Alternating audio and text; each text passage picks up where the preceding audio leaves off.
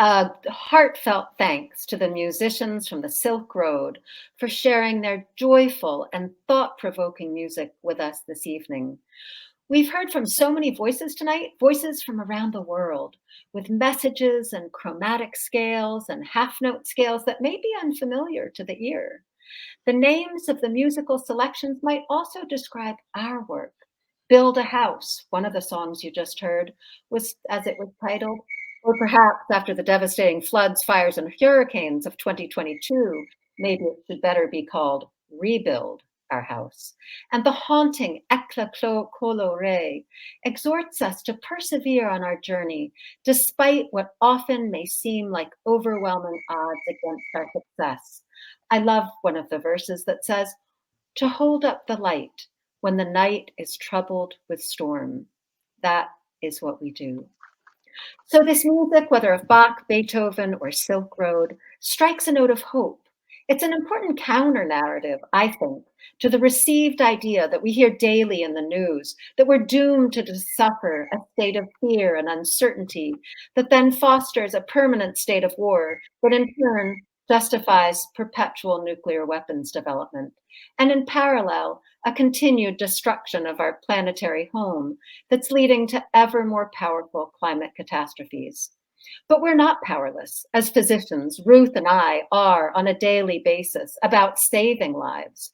I would argue that the very existence of our groups, GBPSR and IPPNW, argues against this persuasive doomsday narrative. Since man-made climate change and nuclear apotheosis are of human creation, we're powerful to reverse what we've created. But we have our work cut out for us.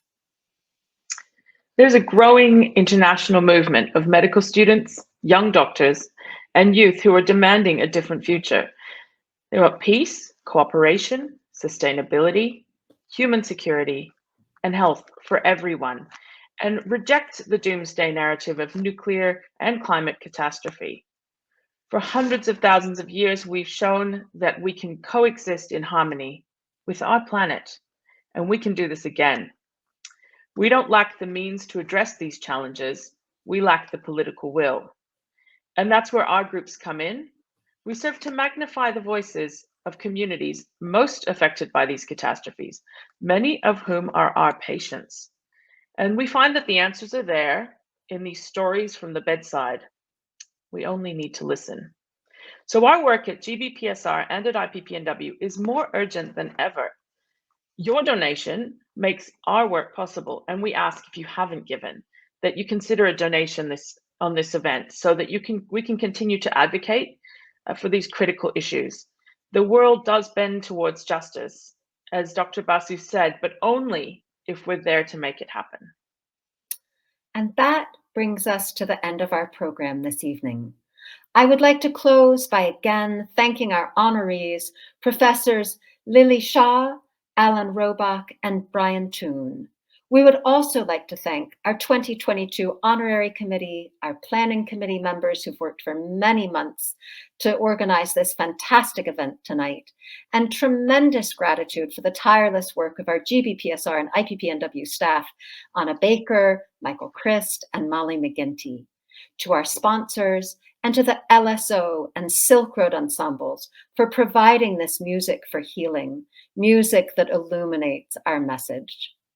We leave you with our signature send-off, a truly phenomenal performance of Haydn's very beautiful Symphony No. 5 in C minor by the full Longwood Symphony Orchestra. Thank you again for joining us this evening.